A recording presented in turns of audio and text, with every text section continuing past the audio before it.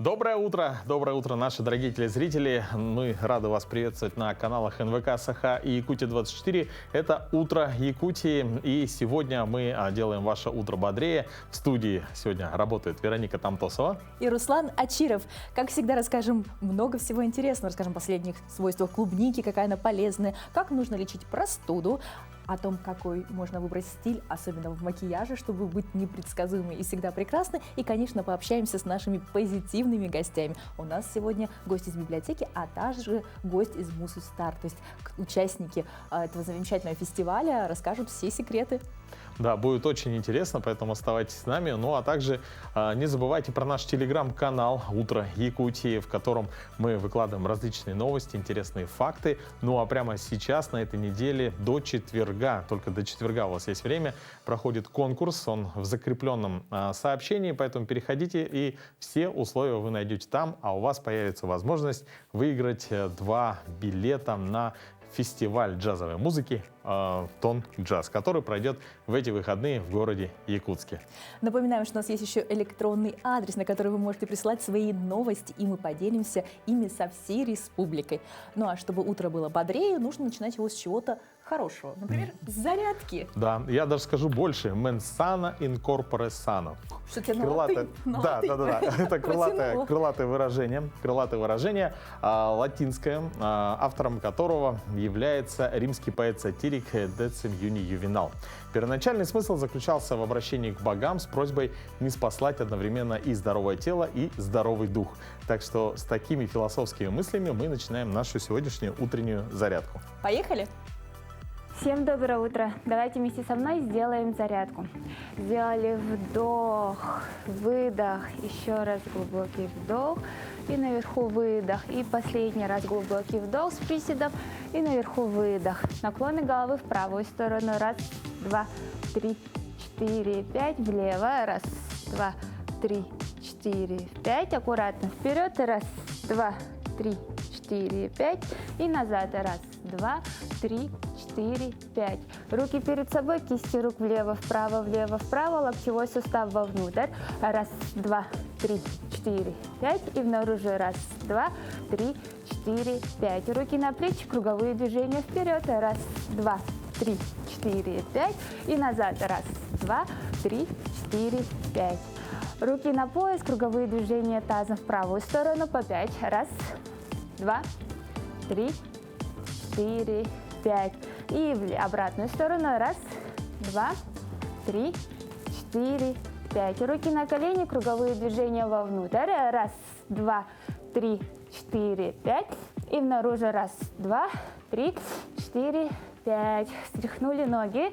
Первое упражнение у нас будет называться динамические приседания. Мы будем приседать и сразу прыжок. Работаем с вами по 10 раз.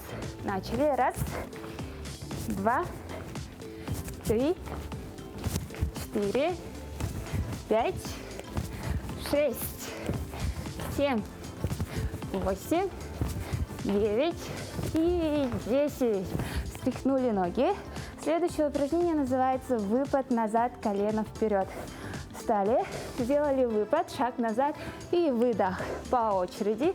На каждую по 5 раз.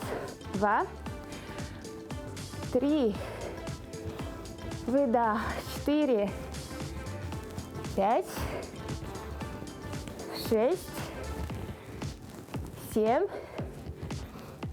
выдох, 8, 9 и 10. Сделали вдох, выдох. И еще раз вдох, выдох. Желаю вам удачного дня. Ну, слушай, удалось повторить сегодня такие хорошие упражнения. Да, сегодня не так сложно, как и Да, сегодня не так сложно, и прям чувствуется, что в здоровом теле здоровый дух. Да, ну и, друзья, мы также желаем вам бодрого начала дня. А далее у нас новости.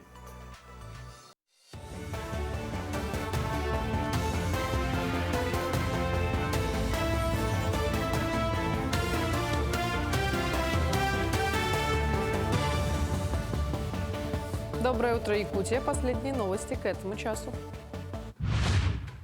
Завершилось собрание Постоянного комитета Государственного собрания Республики. Заседание состоялось под руководством председателя Постоянного комитета по государственному строительству и законодательству Афанасия Владимирова. Народные депутаты, а также руководители министерств и ведомств на повестке заседания рассмотрели более 10 вопросов.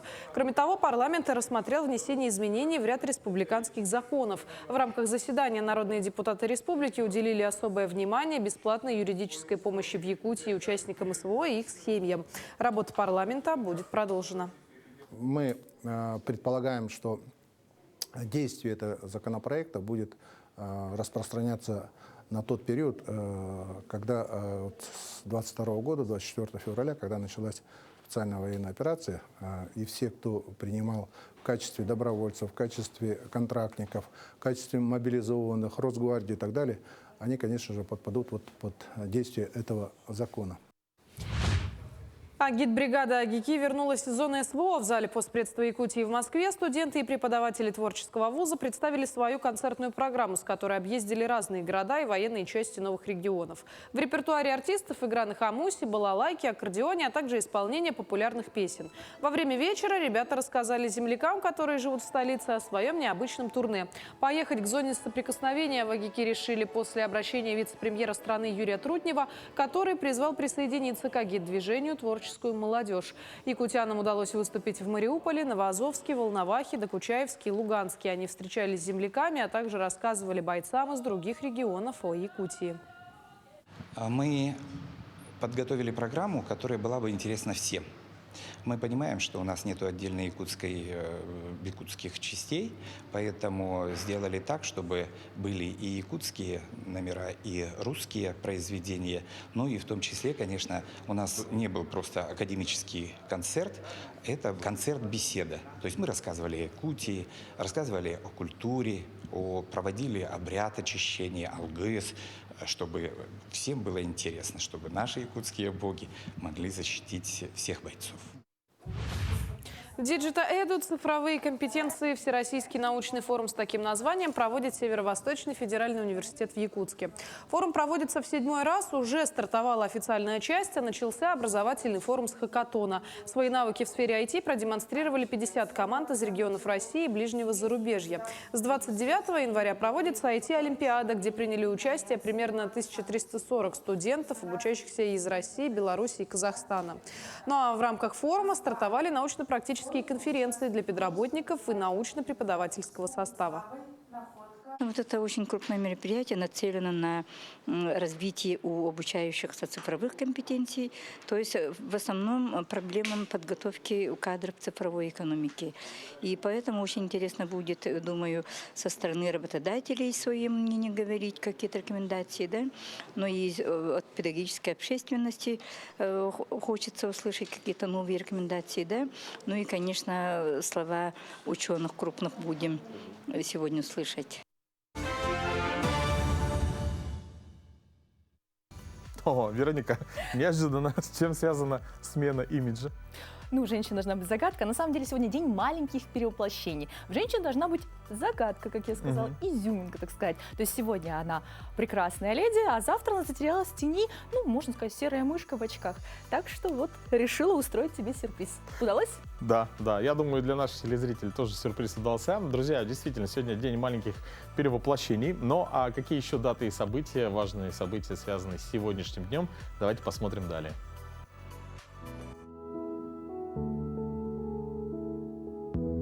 На календаре 14 февраля. Сегодня Международный день дарения книг. По народному календарю Трифон Мышегон. В этот день смотрели на небо, если были видны звезды, это означало позднюю весну. Снег в этот день предвещал весенние дожди, а туман – наступление хорошей погоды. Этот день в истории. Петр I лишил своего сына Алексея прав наследника престола. Образован Мархинский, ныне Нюрбинский улус Якутии. В России введен Григорианский календарь «Новый стиль». В Москве подписан советско-китайский договор о дружбе, союзе и взаимной помощи. Открылись 6-е зимние Олимпийские игры в Осло, Норвегия. В этот день родились Александр Драгомышский, российский композитор, Всеволод Гаршин, русский писатель и литературный критик, Сергей Капица, советский и российский ученый, просветитель и телеведущий, Анна Герман, польская певица и композитор, Борис Штерн, советский писатель-фантаст, Николай Еременко, младший, советский и российский актер и режиссер. Сергей Миронов, советский и российский государственный и политический деятель. Именины сегодня отмечают Василий, Гаврил, Давид, Николай, Петр, Семен, Тимофей. Но потихоньку мы близимся к концу второго месяца этого года. Знаю, что некоторые еще даже не убрали елку. Ну, я думаю, да, возможно, кто-то из телезрителей сейчас точно надо елку убирать. Но у меня в этом году как-то так вышло, что мы елку даже и не ставили. Ну, я честно признаюсь, что мы такие подумали, не убирали, только дождемся китайского Нового года. А мы, кстати, Восточный Новый год справляли даже такой с большим размахом. То есть традиционные бузы, то есть вот все прям здорово. Ну и, соответственно, конечно, я думаю, многие горожане слышали салюты, да, в этот день. Мы можем сейчас показать, с каким размахом в городе Москва устраивали китайский Новый год. Причем, хотя, кажется, Новый год по лунному календарю, но более устоявшееся название все-таки китайский. Ну, нам привычный, так скажем. Да, я думаю, что это самое большое массовое именно празднование Восточного Нового года проходит именно в Китае. Ну, давайте посмотрим в нашем сюжете. Жители и гости Москвы отмечают китайский Новый год. На кадрах, снятых в субботу, посетители многофункционального комплекса «Солнце Москвы» на ВДНХ наблюдают за традиционным для Поднебесной танцем дракона. По словам студентки из Китая, атмосфера праздника в России не сильно отличается от той, которая обычно царствует на ее родине в это время. Много русских людей, они сейчас приняли участие в таких мероприятиях, и также мы чувствуем атмосферу китайского Нового года. И здесь, кажется, ей очень нравится эта атмосфера. Кроме того, в рамках праздника в пятницу в Камергерском переулке состоялась торжественная церемония открытия фестиваля «Китайский Новый год» в Москве. В мэрии столицы заявили, что праздничные мероприятия в городе пройдут до 18 февраля. По распоряжению президента Российской Федерации Владимира Путина 2024 и 2025 годы объявлены годами культуры России и Китая. Китайский Новый год – один из самых крупных праздников в стране. Местные жители готовятся к нему за несколько недель, а само празднование может продолжаться больше 2 недель. Каждому наступающему году соответствует свое животное, стихия и цвет. 10 февраля китайцы отметят начало года зеленого деревянного дракона.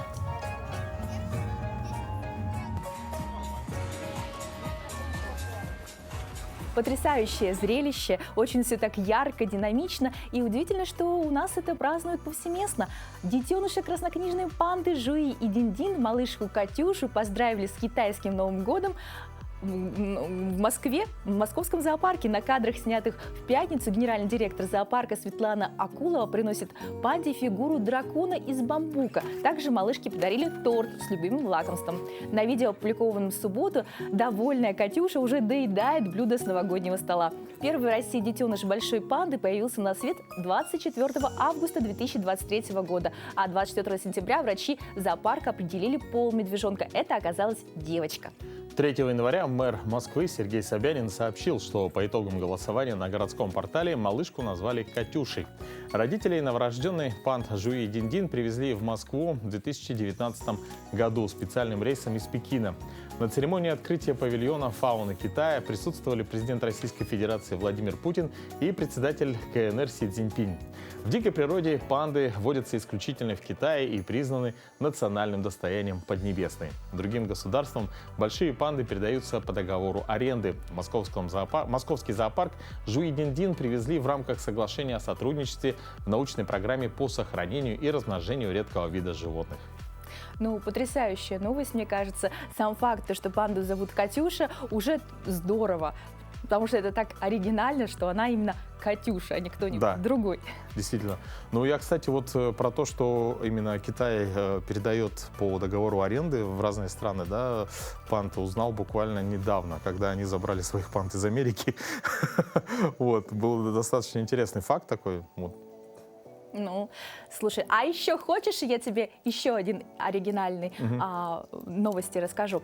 Ты знаешь, что у нас, получается, утро зависит в том числе пробуждение от ароматов. И здесь вот особое внимание вот как раз китайский чай имеет. То есть говорят, что все-таки черный чай это не так полезно, как зеленый. И вот аромат чая, он тоже наполняет атмосферу утра, а поэтому чайные церемонии, они оказываются, ну, не только красивые, да, то есть удивительно плавные, когда там невестки, особенно, помнишь, в фильмах китайских, невестку штудируют, как она разливает чай, грамотно ли это делает. Оказывается, это еще источает такой аромат особенный, который помогает тоже вдыхать, пробуждаться и наносит какой-то такой атмосферу, эффект, видимо, чаепития. Да я даже больше скажу, далеко ходить не надо, я думаю, многих из нас пробуждает даже аромат кофе.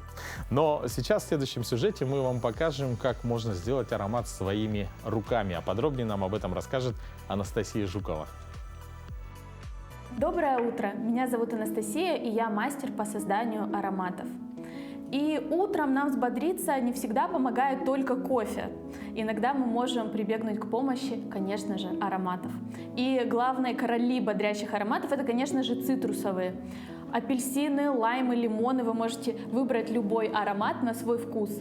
И если вы обратитесь, например, к спортивным линейкам разных парфюмов, то по большей части это как раз будут цитрусовые направления, и это не случайно.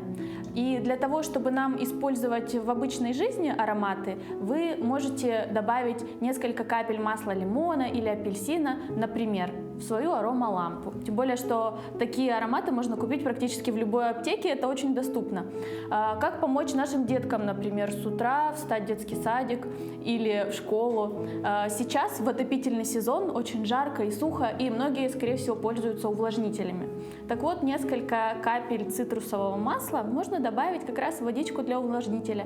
И пока ваш ребенок пробуждается, этот свежий бодрящий аромат будет ему помогать. Но не ограничивайте себя только такими привычными цитрусами, как, например, апельсин, лимон, ну или лайм.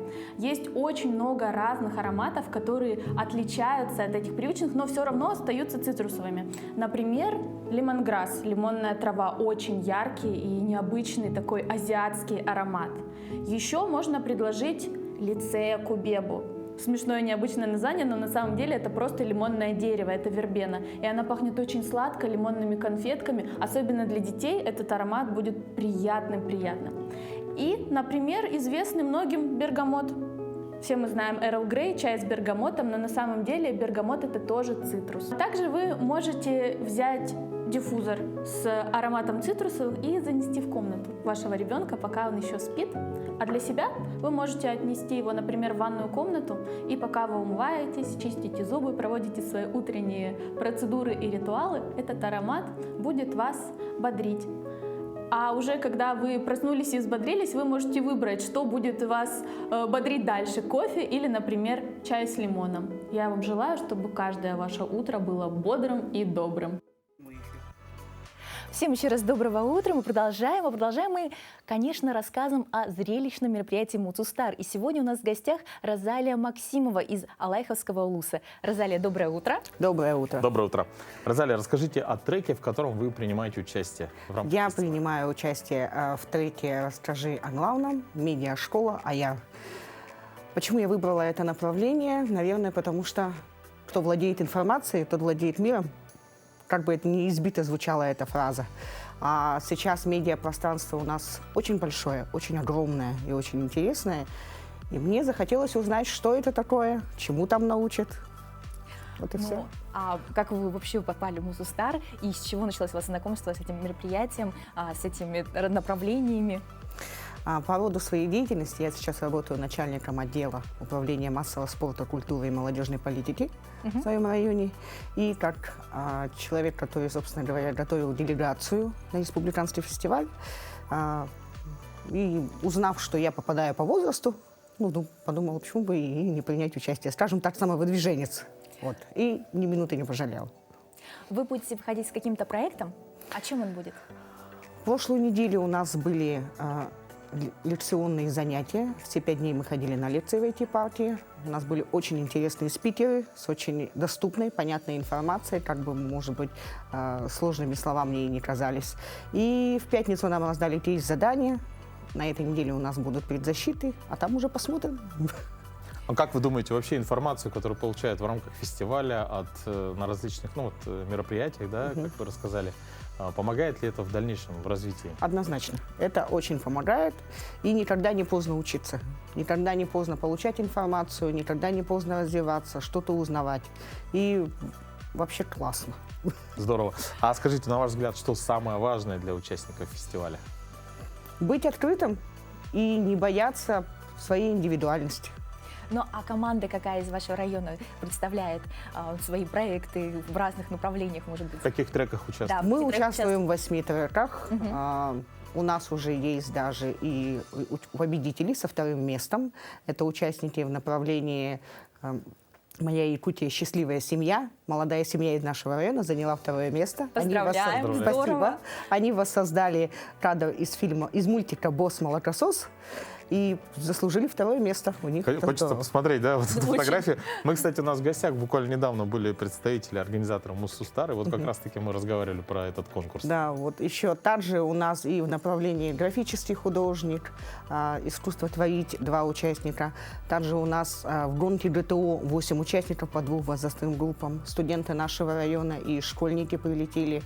В направлении «Время традиций» треке мы тоже приняли участие. И в тур, «Расскажи о главном», также направление о тур-потенциале своего района Александр Чикачев из села Русское-Устье, он также предложил свою работу. Ну, такая хорошая команда, во всех почти треках вы заявлены. Ну, почти, как бы, скажем так, это такой пробный вариант. На будущий год, конечно, мы хотим уже посильнее обуться.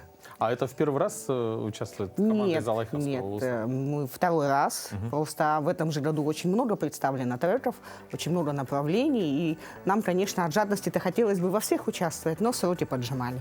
А может ли, допустим, один участник участвовать в нескольких треках? Или вот именно он должен выбрать одно направление? Так как у нас район маленький, мы как-то посчитали, пусть у нас по каждому треку будет персональный. Вот один человек имел возможность вылететь в город, что-то показать, чему-то научиться. Ну вот уже, да, хороший результат, 2-е место, а остальные как? Остальные будут уже известны на этой неделе, на финальных мероприятиях, поэтому мы, конечно, ждем. Догадываетесь, сколько победителей? Сколько золотых медалей вы возьмете? Мне бы хотелось, чтобы все было наше, наша Алайховская. Ну, у вас сейчас есть замечательная возможность, во-первых, передать привет вашим землякам на Салайховского УЛУСа, а также Поддержать ваших участников, Да, ну и всех участников. участников Да. Муссустар. Спасибо всем, доброе утро, хорошего всем дня. Передаю привет родной Алайховской земле. И что передать участникам? Дерзайте, творите, не бойтесь и будьте открытыми, и все будет хорошо. Здорово. Ну, я думаю, обязательно вас услышат. Ну, а в целом- Непременно это будет поддержка. И главное, это будет установка на следующий год. Чтобы Да. в следующем году участников было как можно больше. Какие Конечно. планы? Какие планы на этот год, на текущий, может быть? На этот год, какие конечно, мероприятия? в наш район мы ждем с большим нетерпением «Огонь детей Азии». Он прилетит к нам. Также мы готовимся вообще к играм «Дети Азии». Волонтеры заявились от нашего района. Мы будем их обучать. Ну, Алайховский УЛУС в целом настроен очень активно участвовать во всех республиканских мероприятиях. К тому, что мы очень далеко находимся. Никто не спорит. Может быть, вы Думаю, личный блог начнете У вас вести, чтобы закончилась, рассказать у вас подробнее. закончилась полярная ночь. У нас она закончилась, Когда? да. Слава Богу. Слава Богу, мы просыпаемся теперь со всей республикой почти в одно время. Уже Так немножко все-таки личный светло, блог-то да? будет после обучения. Скорее да, чем нет. То есть мы ждем. И тогда мы Ждем. узнаем все подробности, не только в вашей жизни, но и в жизни района. Узнаете, я могу вам даже дать ссылки нескольких наших ребят, которые замечательно рассказывают о нашем районе. Также вот как Саша, наш Чикачев, который заявился, расскажи о главном, о тур-потенциале нашего района. У него очень хороший блог о рыбалке в нашем районе, как они рыбачат, как они делают юколу, как они в походных условиях это все делают. Очень атмосферные видео, зайдите, посмотрите. Ну, то есть мы ждем турпутевки в район для того, чтобы на рыбалку сходить. Ждем, Ну, как ждем. минимум. А помимо рыбалки, допустим, вот перед вами сидит человек, ну вот в нашем случае телезрители, да, которые, возможно, ну, знают, конечно, о Алайхе, но вот что бы вы могли бы предложить им, вот что посетить в первую очередь? Чему Что рассказать, да? Ну, наверное, я бы сказала, что Алайховский район и наша тундра, она открывает как раз-таки то, о чем сейчас модно говорить, что нужна же тишина, там, взять челлендж, отключить телефон и уехать в дикую местность, да, быть отрезанным от мира. Пожалуйста, приезжайте в Чукурдах. Мы вам покажем. Вы отдохнете от соцсетей, от телефонов, от нагрузки, от шума больших городов. Вы вдохнете чистый, абсолютно чистый воздух, вкусный воздух. Вы увидите северное сияние и очень-очень низкие звезды. Это только вы увидите у нас в тундре. Конечно же, покушаете самую лучшую строганину. Самая лучшая строганина из Чукурдаха. Это знают все. Мы даже не сомневаемся. Никто не спорит. Кстати, я вот как раз про северное сияние вы сказали, да? В этом году мне показалось, что очень много вот вспышек на солнце, да? Все время говорят магнитная Мы буря, даже магнитная рассказывали буря. об этом с Да. физиком. А как вообще вот вы как жительница, да, Алайхи, вот на ваш взгляд, больше стало северных? Честно? Да, честно. Ну, мы видим, мы смотрим, мы свистим в него. Ну и пошли дальше. Ну, то есть это обыденность. Да. Обыденность. Да. А что, это традиция свистеть на северное сияние? Когда на него свистишь Ага. или кричишь, оно начинает бежать. Да вы что? Да. Да, вы не знали? Нет. Приезжайте. Вот это да. Интересно. Сколько полезной информации мы узнали. Здорово. Слушайте, но в Якутске я видел северное сияние, но такое просто зеленоватого оттенка, такое слабое-слабое. И, У нас может быть, оно роскошное, огромное. Потрясающе много информации. Мы очень рады, что к нам пришли. Желаем вам успехов в вашей команде. Ну и, конечно, ждем со всем, что можно провести от вас. Хорошо, спасибо, мы Гости. вас ждем, приезжайте. Спасибо большое, Розалия. Ну что, друзья, мы продолжаем наш эфир. А ты знала, что цвет помады, между прочим, говорит о характере девушки? Ну вот, например, если она пользуется нюдовой помадой, это один характер. А если предпочитает, скажем, розовую, это говорит, что она такая скромная, склонна к самовыражению, состраданию. А я вот люблю красную. Мгм. И что это означает? Ну как, это сила духа, стремление быть на виду, а также уверенность в себе. Здорово. Ну что, друзья, я думаю, что следующая наша рубрика, да, которая называется «Мода и стиль», расскажет вам много нового и интересного. А самое главное, расскажет, как правильно носить красную помаду.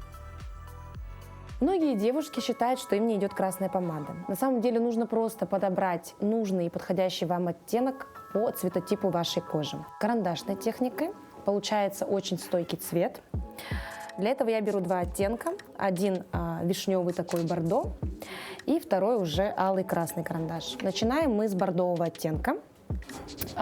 Предварительно мы немножечко влажным спонжем, который был пропитан тональным кремом, немножечко прошлись по губам, сделали такую базу, чтобы помада держалась дольше и лучше.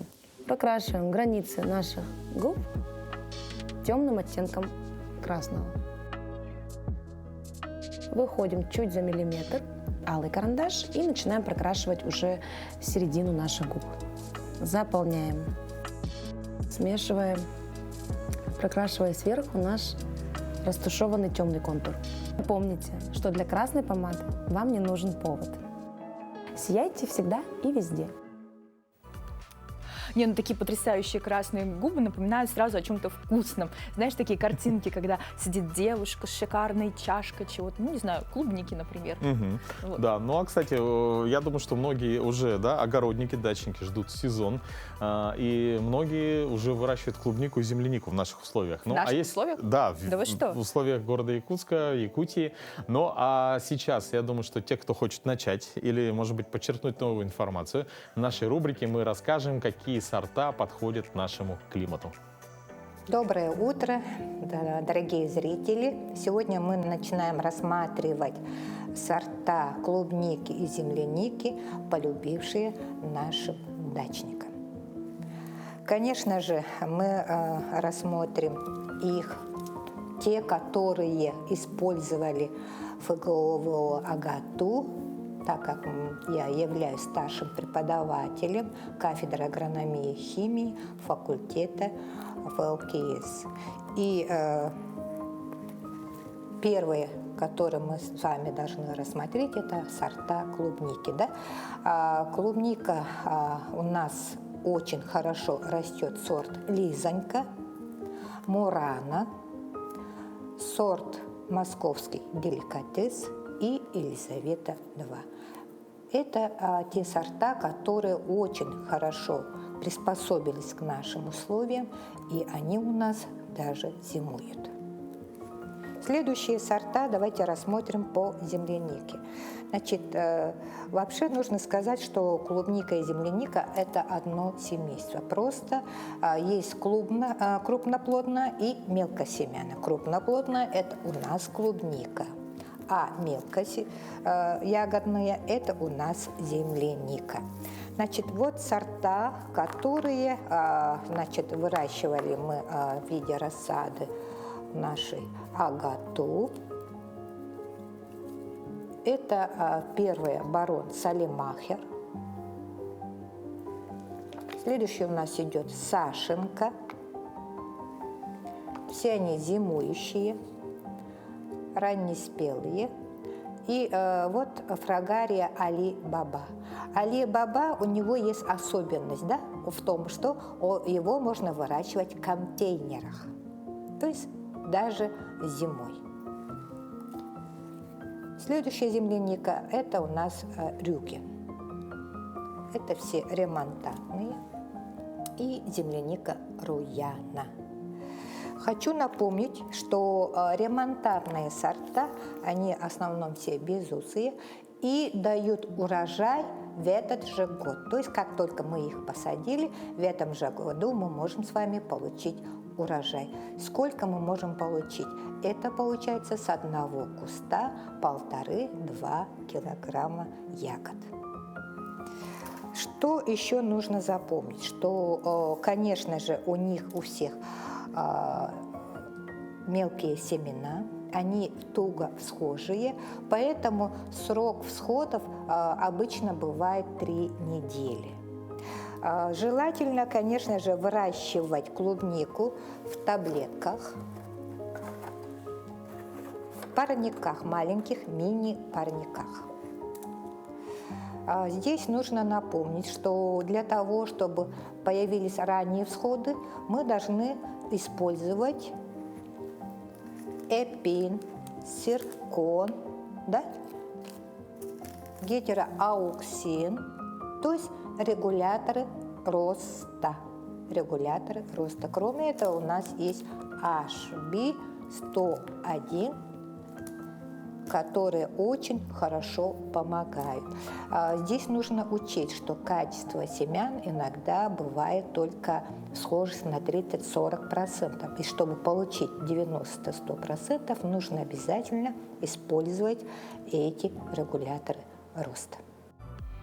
Ну, слушай, прям захотелось вырастить у себя в парнике клубнику. Ты, кстати, знал, что очень полезная ягода? То есть она мало того, что вкусная, красивая, правда, аллергичная немножко, к этому нужно серьезнее относиться, да? Но в целом она полезна для пищеварения, полезна, получается, для очищения организма. Ну, просто... Да, я, кстати, слышал, что в клубнике еще есть антиоксиданты, которые даже задерживают, замедляют процесс старения организма. Вот, теперь я знаю, что мне нужно кушать. Срочно начинаю не только выращивать, но и приобретать.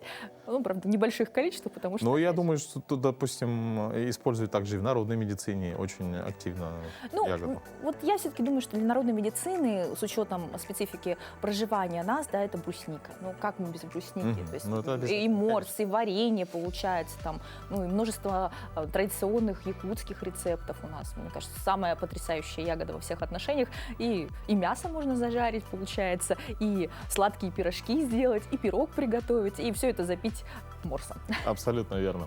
Но в целом вот о полезности, например, что говорится, народной медицины, то есть раньше все было достаточно просто, ну, были знахари, и в определенной хвори там что-то употребляли. Но здесь надо отметить, что сейчас, к сожалению, вот эта увлеченность, получается, лекарствами, общей доступности. Самолечение. Да, самолечение, она идет во вред. Особенно в сезон ОРВИ, получается. Сейчас не менее в 15 регионах России закрыли на карантин и отправили на дистанционное обучение воспитанников детских садов и учеников школ, сообщают «Известия». Изучив информацию, региональные власти и управление Роспотребнадзора сообщили, что вот такая плачевная статистика.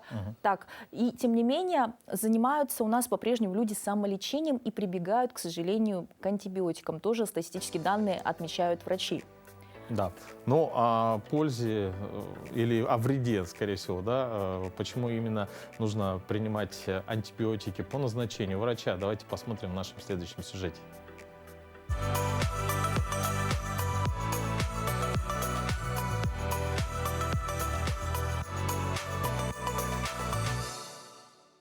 Доброе утро!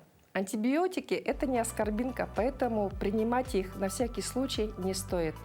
Это препараты с сильным терапевтическим действием, которые ежегодно спасают жизни миллионам людей и позволяют врачам лечить многие тяжелые заболевания.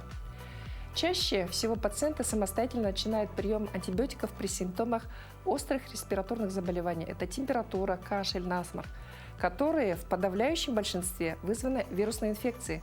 Но надо помнить, что отношения вирусов антибиотики не работают.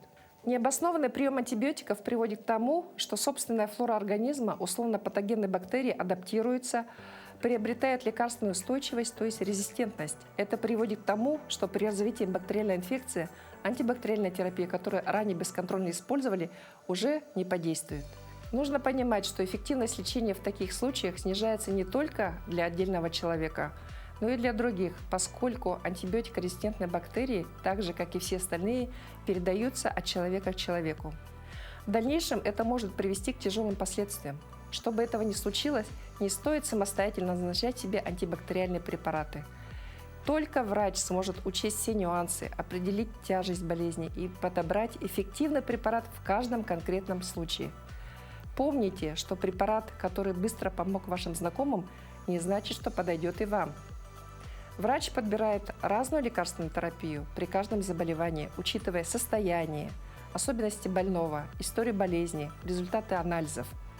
Без участия специалиста определить тип инфекции и выбрать правильный препарат невозможно без вреда для организма. Самостоятельный прием антибиотиков, неправильная дозировка или длительность курса могут усугубить болезнь, замедлить процесс выздоровления и привести к аллергизации организма. Будьте здоровы!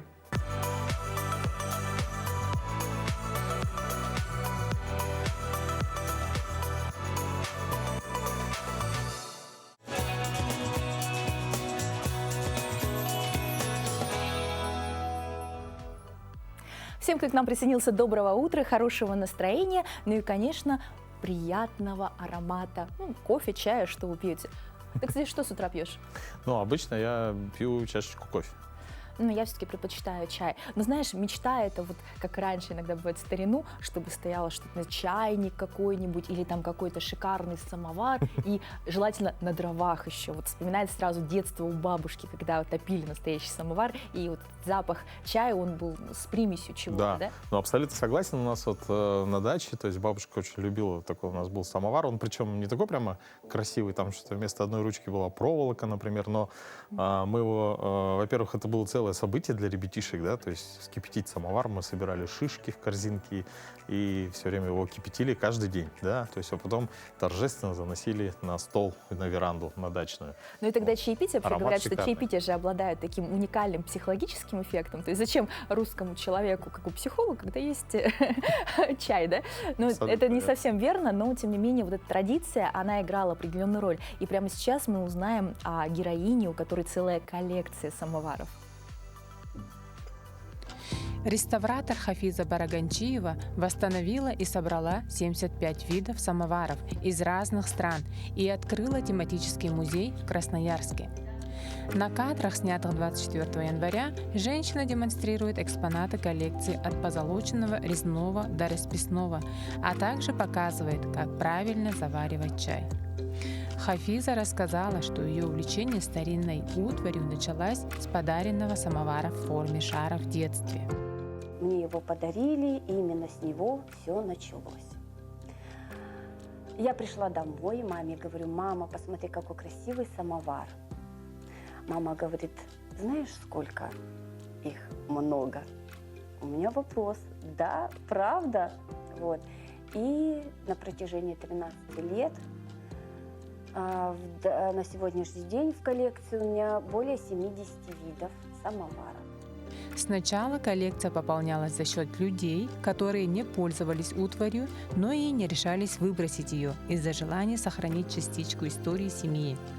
Позднее Хафиза сама стала подключаться к поискам в социальных сетях, покупала редкие экземпляры у других коллекционеров. так постепенно у меня появлялись самовары, более распространенные, более частые самовары. По словам Хафизы, самовары нуждаются в особом уходе из-за капризного живого материала – латуни, который не любит холода, сквозняков и влажности. После неправильного хранения в подвалах и гаражах многие экземпляры попадали к ней в руки в плачевном состоянии. Самая главная моя задача дать этому самовару вторую, третью, а может быть 4-ю жизнь. Хафиза признается, что ей важно, чтобы на экскурсии в ее музее дети смогли в буквальном смысле прикоснуться к истории самовара, а затем весело провести время за дружеским чаепитием. Мы проводим экскурсии, мы не просто рассказываем, ходим и ручки на замочке. У меня здесь не работает так. Я разрешаю детям: возьми, обними его, загляни, что же там происходит, что там такое интересно, как он работает, вот эта чайная машина. В настоящий момент в музее Хафизы Бараганчиевой собраны самовары из России, Турции, Германии, Белоруссии, Украины, Чехии, Ирана и Узбекистана. Потрясающе. Я прям для себя вот в сюжете открыла, что, оказывается, самовары по-разному совершенно устроены, работают. То есть такая коллекция, мне кажется, интересна будет любому. Ну да, абсолютно верно. То есть да, вообще очень хорошо, что она разрешает ребятишкам, которые приходят в музей, прямо смотреть, трогать вот это все. Это очень-очень хорошо. Даже захотелось посетить такой музей. Это получается экскурс в историю, да? Это роботехника, ну уже современный вариант можно переложить, то есть создать свой новый самовар, который будет, не знаю, ходить по столу, как минимум. И наливать вам чай, да? Как это будет странновато выглядеть, конечно. Но... Главное, что у детей появится желание изобрести что-то новое на основе давно забытого старого. Да. Ну, друзья, мы продолжаем наш эфир, и давайте узнаем, какие новости сейчас актуальны к этой минуте.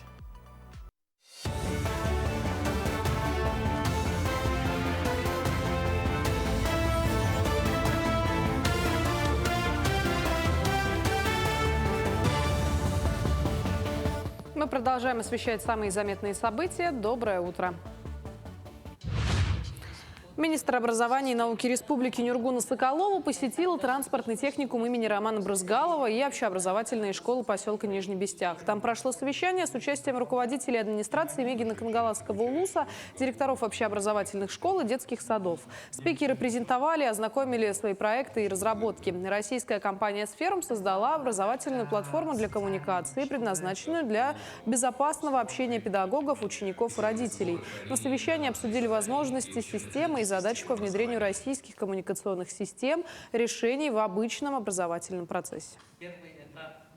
Наше современное качественное решение позволяет безопасно и быстро организовать обучение без каких-то выпадений, с учетом всех проблем и с погодой, и с болезнями, карантинами. Мы призываем всех и учеников, и родителей, и учителей, классных руководителей, педагогов поддержать наше решение и максимально активно включиться в работу вместе с нами или в учебу вместе с нами. Естественно, переходить с зарубежных решений на наши российские. Молодежный день на ВДНХ отметили и в Доме молодежи в программе презентация международных спортивных игр «Дети Азии», а также ежегодного фестиваля «Мусустар». В завершении яркие и красочные выступления от молодежи Якутии. Талантливые студенты, молодые артисты выступили на главной сцене ВДНХ с традиционными танцами и песнями, а также с драйвовыми современными битами. Под стать энергичному Дню молодежи на сцене выступил диджей Далан с техномузыкой. Раскачал зал национальный хамус в исполнении студентки первого курса СВФ УЧИ Мелины Атласовой. Программа Якутии на Дне молодежи показала те направления, по которым развивается регион сегодня. Мы, потому что День молодежи, старались его сделать максимально неформальным, творческим, таким веселым, молодежным, чтобы он не был скучным.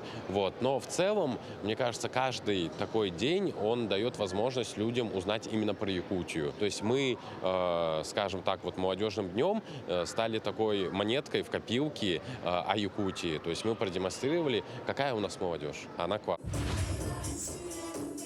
25 самых ярких танцевальных команд из разных районов республики принимают участие в конкурсе современного танца. Мероприятие проводится в рамках молодежного фестиваля «Мусустар», открытие которого состоится 17 февраля. Возраст участников от 14 до 35 лет. Это и танцевальные коллективы общеобразовательных, детских школ искусств, а также культурно-досуговых учреждений. Направления конкурса самые разные – модерн, джаз, бальные, эстрадные танцы, а также хип-хоп. По итогам конкурса современного танца 7 групп, получивших гран-при, выступят на торжественном открытии молодежного фестиваля. В этом году этот конкурс проводится 4-й раз на рамках фестиваля, молодежного фестиваля «Мусустар». Но в этом году мы положение чуть поменяли. Раньше по малой форме было. Конкурсы проводились, а в этом году танцевальные коллективы, количество исполнителей мы побольше сделали. Творческая студия якутского косплеера «Джаз Стоял» создает талисманы игр «Дети Азии». По словам Аялы Федорова, за данный проект команда взялась еще в ноябре прошлого года. За это время они спроектировали дизайны ростовых кукол, арт-объектов и приступили к их реализации. Большая часть конструкции символов «Дети Азии» создается вручную. Также команда Аялы Федорова занималась разработкой дизайна и созданием уникальных арт-объектов, которые украсят спортивные объекты и общественные пространства Якутска. Все фигуры были созданы высокоточным полимерным 3D-принтером. К этому часу это все новости. Оставайтесь с нами.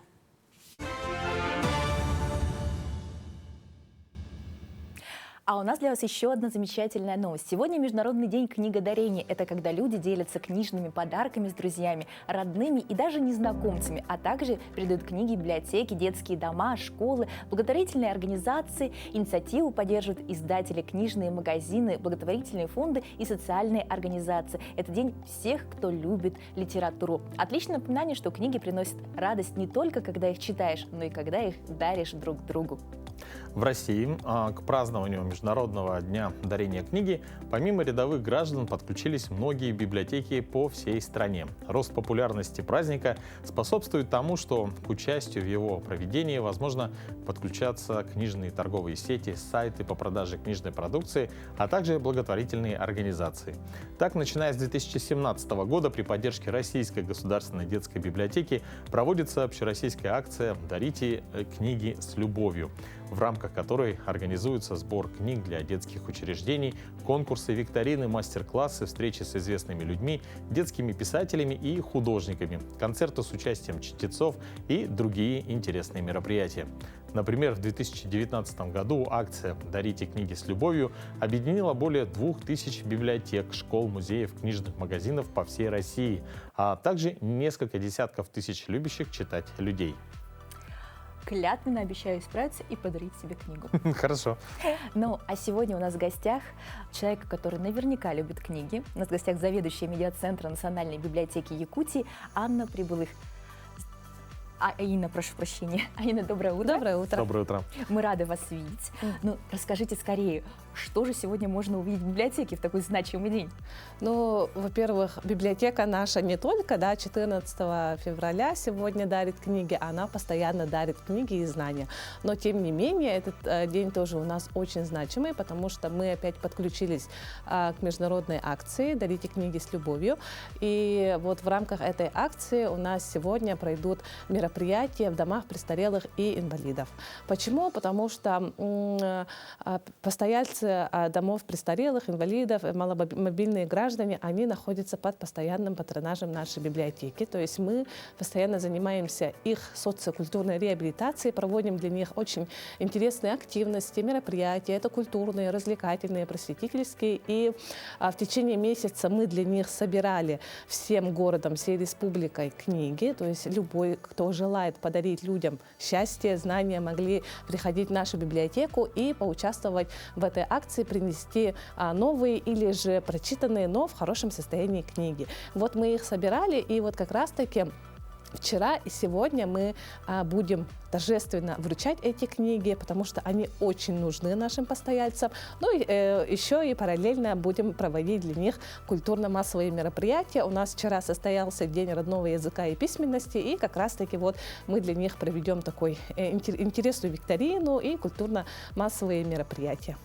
Замечательно. Ну а в целом, как сейчас работает ваша библиотека? Есть какие-то новости интересные? Мы работаем вот уже 99 лет, получается, каждый день, кроме субботы. Но сейчас у нас зимний режим работы, когда мы отдыхаем только в субботу. С понедельника по воскресенье, за исключением субботы, у нас двери открыты с 9 до 8 вечера.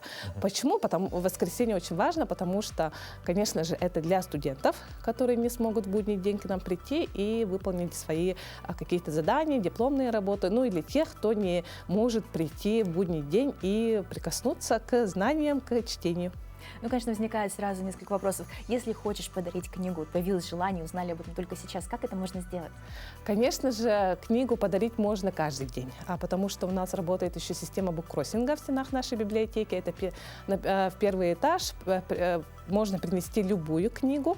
Краеведческие книги очень ценные, они сразу могут попасть в наш фонд, а также для читателей можно в обменную полку положить, и любой читатель, который захочет посмотреть, что-то для себя найти, может воспользоваться системой буккроссинга. Но еще есть у нас постоянная система дарения от читателей, которые написали свои книги, да, то есть читатели и издатели. Вот для них тоже мы всегда открыты. Работает у нас закон обязательного экземпляра, кстати, 18 февраля исполнится 25 лет. И издатели, и читатели должны вот по соблюдению, по букве закона принести 3 экземпляра, чтобы этот экземпляр попал в фонд для будущих поколений. Ну, замечательно. Вообще. А поподробнее про закон можно? Закон об обязательном экземпляре – это общероссийский закон, и у нас в республике он тоже был принят, если я не ошибаюсь, в 1999 году. И 25 лет назад, да, вот спустя 25 лет все издательства, они обязательно должны передавать издаваемые на территории Якутии книги в количестве 3 экземпляров, чтобы эти книги ушли в читальные залы, да, в наши, и также вот в фонд, неприкасаемый фонд будущих поколений Сандалыбичек. Чтобы это сохранилось, и в последующем мы могли уже оцифрованные варианты. А бывает так, что, допустим, люди приносят на дарение книги, да, в библиотеку, а когда библиотека их рассматривает, и попадаются очень ценные экземпляры? Да, конечно, у нас очень уникальные книги обычно. Ну, во-первых, надо сказать, что каждая книга ценная и уникальная. Да? У нас республика самый читающий регион, но еще и самый издаваемый регион.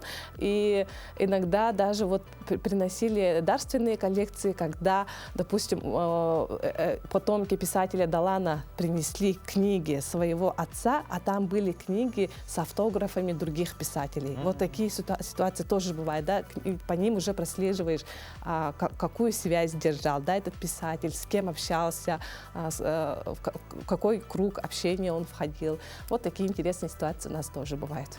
Ну, и напоминаю, что у нас же есть еще и цифровой фонд, да, то есть это можно увидеть теперь в сети, если вы вдруг, не доходите почему-то до библиотеки, не хватает времени, теперь же у нас множество цифрованных экземпляров. Да, у нас очень такая расширенная цифровая экосистема, это у нас находится на официальном нашем сайте, мы теперь не разграничиваем электронную библиотеку и наш сайт, это все общий один цифровой портал, куда можно зайти и вообще навсегда можно пропасть, да, на нашем сайте, потому что там и новости, и книги, и медиафайлы. То есть и там вообще... там газеты даже есть. Да, цифрованные. Я просто когда готовилась, не помню к какому событию, нашла уникальные газеты, то есть 40-х, 30-х годов. Все верно. В потрясающем качестве, потому что все можно прочитать. И то есть я помню, что я приходил в архив, я смотрел бумажные варианты газет.